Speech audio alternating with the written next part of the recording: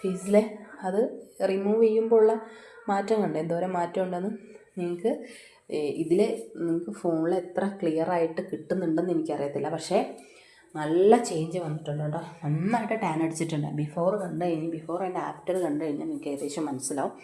അപ്പോൾ ഇതിലെല്ലാ ഇൻഗ്രീഡിയൻറ്റും നമ്മുടെ സ്കിന്നിന് അത്രത്തോളം യൂസ് ചെയ്താലും അത്രത്തോളം ഒരു നല്ലതാണ്. അതിന് പറ്റിയിട്ടുള്ള എല്ലാ ഇൻഗ്രീഡിയൻറ്റുമാണ് നമ്മൾ ചേർത്ത് വെച്ചിരിക്കുന്നത്.